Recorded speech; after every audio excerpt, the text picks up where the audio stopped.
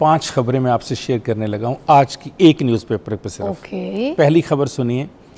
Delivery boy ने अपनी बेटी को जन्मदिन का गिफ्ट देने के लिए अपने खून की 2 बोतलें सेल कर दी। हाय हाय। जब घर आकर उसकी वाइफ ने पूछा कि इस तोहफे के लिए पैसे कहाँ से आए, उसने कहा मुझे दफ्तर से बोनस मिला है। हाय हाय हाय। एक पुलिस अफसर जो 20 साल तक मुसलसल दहशतगर्दों के साथ जंग करता रहा, वो अपने घर वालों को ये नहीं बता पा रहा कि मुझे रात को नींद में डर लगता है कि मुझे और मेरे बच्चों को दहशतगर्द गोली ना मार दें। हाय हाय हाय। तीसरी खबर, अस्पताल के आईसीयू वार्ड में ज़िंदगी और मौत की कश्मकश में एक बाप पड़ा हुआ है और अपने बेटे का हाथ पकड़कर कहता है, बेटे तुम्हारी माँ को कैंसर है, मैंने आज तक उसे नहीं बताया। हाय हाय हाय। अब मैं मौत के करीब हूँ तो तुम्हें बताकर जा रहा हूँ, अपनी माँ का ख्याल रखना। और बेटे मेरे अकाउंट में सिर्फ 5,000 रुपये हैं। बेटा आगे से रो के कहते हैं, बाबा मैंने भी आपको नहीं बताया था, मुझे पता है अम्मी को कैंसर है, मैं इसलिए 2 नौकरियां करता हूँ, एक पैसे घर देता हूँ, एक के जोड़ रहा था अपनी माँ के इलाज के लिए। चौथी खबर, एक रिक्शा ड्राइवर 14 घंटे काम कर रहा। आज की मैं 5 खबरें आपको एक दिन की बता रहा हूँ, वो खबर छपी हैं। एक रिक्शा ड्राइवर 14 घंटे से 16 घंटे काम कर रहा था। परसों एक्सीडेंट में उसकी टांग टूट गई। वो अपनी टांग पर प्लास्टर चढ़ाकर रिक्शा खड़ा किया और कल एक दफ्तर में चपड़ासी की नौकरी कर ली। जब उससे पूछा कि तुम्हारी टांग पर प्लास्टर चढ़ा है, उसने कहा बाबूजी घर वालों का रिस्क चलाने के लिए मुझे इसी टांग के साथ नौकरी करनी है, मैं घर बैठ नहीं सकता। 5वीं खबर, एक नायब कासिद ने सिविल सेक्रेटेरिएट में अपनी तनख्वाह लेट होने पर अपनी बेटी की शादी टूटने के गम में पंखे से लटकर खुदकुशी कर ली। ये जो 5 खबरें मैंने अभी आपको बताई हैं एक अखबार के एक सफ़े की, जो लाहौर का सफ़ा कहलाता है, क्या ये बताने के लिए नाकाफ़ी हैं कि एक मर्द के साथ दुनिया में क्या होता है? दुनिया की वाहिद फिल्म का वाहिद हीरो है ये, जो हमेशा पर्दे के पीछे रहता है, जो कभी पर्दे के ऊपर आता ही नहीं, जिसका शुक्रिया कोई नहीं अदा करता, जिसके दुख को समझता ही कोई नहीं है, जिसकी हंसी के अंदर भी खोखलापन किसी को नज़र ही नहीं आता। मर्द की ज़िंदगी एक ऐसी फ़िल्म है जिस पर कभी भी उसके दुखों पर कैमरा फोकस नहीं करता। हमेशा वो यही दिखाता है, जैसे अभी आपने कहा कि तुम मर्द बनो, वो मर्द बनते बनते अपनी उस खोखली हंसी के पीछे दीमक ज़दा ज़िंदगी को छुपाता चला जाता है। वो इतना बहादुर बन जाता है कि वो अपने दुख, अपनी दर्द, अपनी तकलीफ़ें, अपने जोड़ों में होने वाली दर्दों को, अपने खून के अंदर चलने वाले जर्म्स को किसी को दिखा भी नहीं पाता, इसलिए कि वो घर के कई लोगों का सहारा होता है। घर के कई लोग उसको देखकर अपनी ज़िंदगियों में एक हौसला, एक हिम्मत, एक दाद पा रहे होते हैं। वो कहता है मैं कैसे इनको बता दूं कि मेरा हौसला टूट गया है। वो कहता है मैं कैसे इनसे बात कर लूं कि मैं तुम्हारे लिए कुछ नहीं कर सकता। वो कैसे कैसे लोगों से जाके फ़िज़ा मिलता है। आप ख़ुद एक वर्किंग लेडी हैं, मैं भी एक वर्किंग इंसान हूँ। फ़िज़ा मुझे पता है कि बाज़ वक़्त मेरा दिल नहीं करता घटिया किस्म के ऑफिसर के कमरे में भी जाने को। फ़िज़ा हम क्यों जाते हैं? फ़िज़ा आपका भी दिल नहीं करता होगा बाज़ ऐसे मुआशरे में लोगों के से मिलने को, बात करने को, फ़ोन का जवाब देने को, जिनको आप कतन पसंद नहीं करते। लेकिन क्या करें, हमें अपने अपने घर का रिज़्क़ कमाना है, हमें अपने अपने बच्चों को पालना है, हमें अपना घर चलाना है, अपनी ज़िंदगी को चलाना है।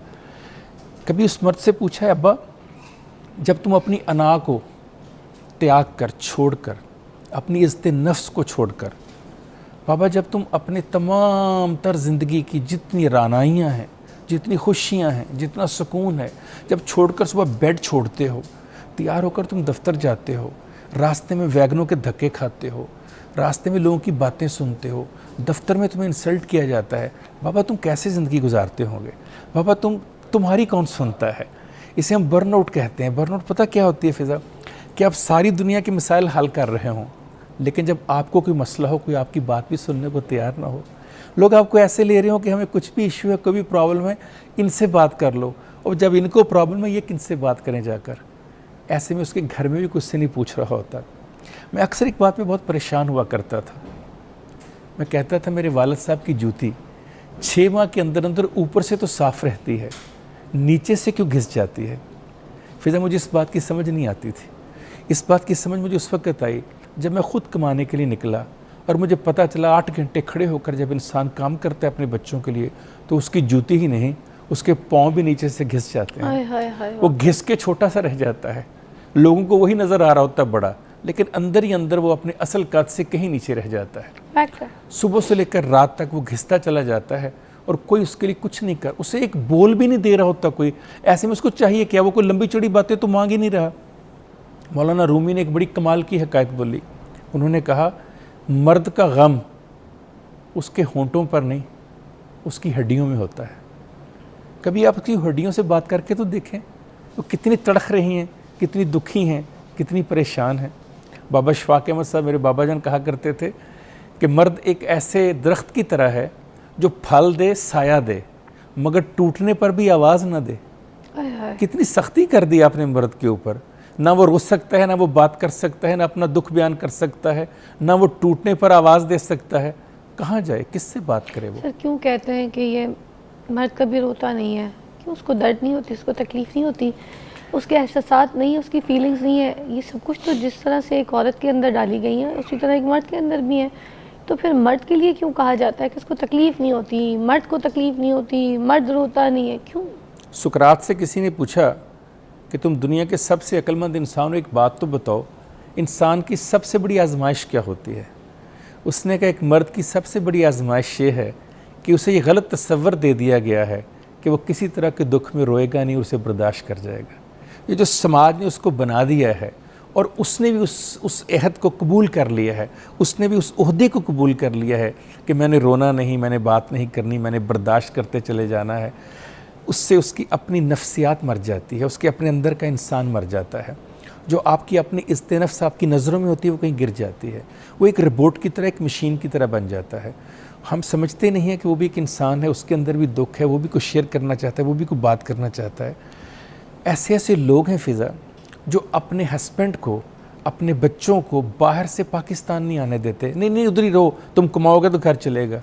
कभी उसको भी पूछा, यार तुम्हारी ईद कैसी गुजरी है? कभी उससे भी पूछा, बड़ी ईद पे तुम कुर्बानी भी दे सके हो, गोश्त की एक बुर्की भी तुम्हारे अंदर गई है कि नहीं गई? कभी उसको भी पूछा, यार तुमने जुम्मे की, इतवार की छुट्टी भी की है? तुम्हें सिर्फ इतना पता है कि वो पैसे भेज देता है हर महीने, कैसे भेजता है? तुम्हें पता है कि वो खाकरोब की तरह काम करता है वहाँ? तुम्हें पता है वो टॉयलेट साफ़ करता है वहाँ? तुम्हें पता है वहाँ मुर्गियों के डरबे साफ़ करता है वो? आपको पता है कि वहाँ लोगों की गाड़ियाँ और जूते पॉलिश करता है वो? आपको पता है कि लोगों के घरों की सफाइयाँ करता है वो? आपको पता है वो लोगों के घरों के कपड़े साफ़ करता है वो? आपको पता है काम से वापस आते हुए कहीं पर वो देखता है कि किसी अरबी का कोई काम है, उसकी गाड़ी को पोछा मारना शुरू कर देता है, सिर्फ इसलिए कि यार 10, 20, 30 उसको रियाल मिलेंगे, मैं घर बेच सकूंगा। आपकी उन चंद रियाल की खातिर वो अपनी पूरी ज़िंदगी तबाह कर देता है। सुबह से लेकर रात तक काम करता है। वो अपने घर कई साल नहीं आ सकता कि आप लोगों की खुशियाँ। मैं हमेशा कहता हूँ कि आपके घर की खुशियाँ मर्द के खून के ऊपर, मर्द की हड्डियों के ऊपर और मर्द के जोड़ों के ऊपर चल रही होती हैं। वो बेचारा अपने आप को जुल्म और ज़्यादती करके आपको पाल रहा होता है, और फिर आपने जैसे कहा कि हमने उसको तसव्वुर ये दिया कि ना तुम रोगे, ना तुम बात करोगे, ना तुम दुख का इजहार करोगे, ना अपने मसले बयान करोगे। उसकी तो दफ्तर की बात सुनने को कोई तैयार नहीं होता। किससे बात करे, किधर जाए? अच्छा काशिफ साहब, मैं आपसे एक बात पूछना चाहती थी कि जैसे जब लड़का, हम टीन एज की बात करते हैं ना, टीन एज की एज में जब लड़का आता है तो उसकी भी तो ख्वाहिश होती होगी कि मैं अच्छे से अच्छे कपड़े पहनूं, मैं फ़लानी कलर की शर्ट पहनूं, मैं वो ब्रांड पहन लूं, मैं अच्छे जूते ले लूं, मैं मज़े की यार कोई बाइक निकालूं, कोई गाड़ी लूं, ठीक है ना, बड़ी गाड़ी में और ज़रा घूमूं, म्यूज़िक ऑन करूं, कोई अच्छी घड़ी पहनूं। लड़कों में बड़ा शौक़ आता है ये सारी चीज़ों का, मगर इन सारी ख्वाहिशों को, इन ख्वाहिशात को मार देना पड़ता है लड़के को हमारे माशरे में, क्योंकि जब उसकी फ़ौरन ही जैसी अधेड़ उम्र से जवानी की तरफ चढ़ता है, जब उसकी ख्वाहिशें अवेल कर सकता है, तो वो उस वक्त उसकी शादी करा दी जाती है। उसके ऊपर फिर शादी के बाद बीवी का बोझ, बच्चों का बोझ, घर वालों का बोझ। अब वो उनकी ज़िम्मेदारियां पूरी करने के चक्कर में अपनी ख्वाहिशात का गला घोंटता है। अब ऐसे में नफ्सियाती सिचुएशन भी तो उस बेचारे के साथ चल रही होती है ना, क्योंकि वो ख्वाहिशात तो वही हैं उस बॉक्स के अंदर, उसका डब्बा तो खुला ही कोई नहीं है। क्या कहेंगे, क्या होता है फिर, क्या करना चाहिए? साहर लुधियानवी याद आ गया, क्या अच्छा शेर उन्होंने लिखा। उन्होंने कहा कि ये अलग बात कि तामीर हो न सकें, ये अलग बात कि तामीर हो न सकें, वरना हर जहन में कुछ ताजमहल होते हैं। वाह! क्या उन बच्चों के दिल में कोई ताजमहल नहीं है? वाह! क्या उनके दिलों में कोई गाड़ियाँ नहीं हैं? क्या उनके दिलों में कोई कपड़े नहीं हैं? सब कुछ होता है। वाह! लेकिन साहरी ने जैसे कहा था कि मुफलसी हिस्से लताफत को मिटा देती है, भूख आदाब के सांचों में नहीं ढल सकती। जब गुर्बत आती है ना घर में और बच्चे को कमाने के लिए निकलना पड़ता है, तो सारे शौक़ मर जाते हैं। एक ही शौक़ रह जाता है कि आज अपनी अम्मी के लिए और अपनी बहनों के लिए रिज़्क़ कमा के लेके जाना है। हाँ। मैंने ब्रांड के बाहर, शालामार रोड के ऊपर बहुत ब्रांड्स हैं, मैंने उस ब्रांड के बाहर बच्चों को काम करते हुए यही सवाल पूछा है जो आपने कहा कि बेटा तेरा दिल नहीं करता जिस ब्रांड के आगे खड़े होकर तुम ये छोटी छोटी 2-2, 10-10 रुपए की चीज़ें बेच रहे हो इस ब्रांड के? तो उसने आगे से पता मुझे क्या जवाब दिया, कहता बाऊजी ये ब्रांड ਤੁਹਾਨੂੰ नज़र आ रहे ने, मैनू तो इतने गाह की नज़र आ रहे ने। अपने ब्रांड नज़रों से ओझल हो जाते हैं जब आपका दुख इतना हो बड़ा हो, जब आपने रिस्क कमाना हो, जब आपने घर रोटी लेके जानी हो। मैं तो इसलिए अक्सर कहा करता हूँ कि मर्द के कंधों पर सिर्फ घर का बोझ नहीं होता, माशरे ने जो मर्दानगी की ईंटें लादी होती हैं उसे वो भी उठानी पड़ती हैं, क्योंकि माशरा कहता है तुम मर्द हो, तुम छोटे भी हो तो मर्द हो। तो छोटा भाई भी बड़ा ही होता है बहनों के लिए, आप उस छोटे के ऊपर इतनी ईंटें लाद देते हैं मर्दानगी की कि उस छोटे को वक्त से पहले बड़ा कर देते हैं। फिर जब वक्त से पहले बड़ा हो जाए, सोच में बड़ा हो जाए, तो फिर उसकी क्या ख्वाहिशें रह जानी, उसने क्या आपसे मांगना है, क्या उसने करना है। जब मर्द घर से निकलता है फिज़ा, तो आपका ख्याल है सिर्फ वो रोटी कमाने निकलता है, रिस्क कमाने निकलता है? हरगिज़ ऐसा नहीं है, वो अपने ख्वाबों की लाश को दफनाने निकलता है। हम हर सुबह जब घर से निकलते हैं तो हमारे यहाँ एक आरज़ू होती है, एक उमंग होती है, ख्वाहिश होती है, एक डिज़ायर होती है, उसे दफनाने के बाद दुआए मग़फ़िरत करके तब हम काम के लिए निकलते हैं। वरना किसका दिल करता है सख्त सर्दी में अपना लहाफ छोड़े, किसका दिल करता है गर्मी में एसी छोड़कर जाए, किसका दिल करता है पंखे की ठंडी हवा छोड़कर इस गर्म थपेड़े खाने के लिए बाहर चला जाए, किसका दिल करता है घर के इतने प्यारे कुजी माहौल को छोड़कर घटिया लोगों के आगे जाके खड़ा हो जाए, कमीने किस्म के लोगों को सर कहना पड़े, बदबूदार इंसानों की बातों को खुशबूदार कहना पड़े, जिनकी बात सुनने को दिल नहीं करता उन लोगों को कहना पड़े sir sir sir sir sir. हमसे पूछिए जिनको ये सारे के सारी ईंटें डेली उठानी पड़ती हैं, ऐसे ऐसे लोगों की गुफ्तगू सुननी पड़ती है, बात सुननी पड़ती है, रवैये देखने पड़ते हैं, जिनके कमरे में जाते फ़िरौन, मैं अक्सर कहता हूँ आप तो एक फ़िरौन की बात करते हैं, इसको कुरान में जिक्र है, हम तो डेली फ़िरौन देखते हैं ज़िंदगी में। ये फ़िरौन ही तो जो अपनी गाड़ियों से इस तरह हकारत से देख रहे होते हैं काम करने वाले बच्चों को, ये वही हैं जिनकी आप बात कर रहे हैं, जो काम के लिए निकले हैं, जो रिस्क कमाने के लिए निकले हैं, जो दुख में निकले हैं, जिनके साथ अभी आपने टीन एज लगाया। कल एक बच्चे से मैंने अपने बेटे के स्कूल की पेंसिल्स ली। फिज़ा मेरा जो बेटा है 13 साल का, उससे छोटा बच्चा दुकान पे बैठा हुआ था खुदा की कसम, और वो एक ही वक्त में 4 अपने कस्टमर्स को डील कर रहा था, उसे हिसाब करना नहीं आ रहा था। मेरी आंखों में आंसू आ गए उसको देखकर। मैंने कहा बेटे पढ़ते हो? कहता अंकल पढ़ता था। मैं क्या आप क्यों नहीं पढ़ते? कहता दुकान चलाने वाला कोई नहीं है। मैंने कहा दुकान क्यों चला रहे हो? कहता 2 बहनें और माँ हैं। मैंने कहा बाप? कहता वो बेड पे है, वो हिल नहीं सकते। मुझे आप बताइए, उनको आप कह रही हैं कि उनका दिल करता होगा कि वो गाड़ियों में बैठे, उनका दिल करता होगा कि वो किसी ब्रांड की चीज़ें पहने?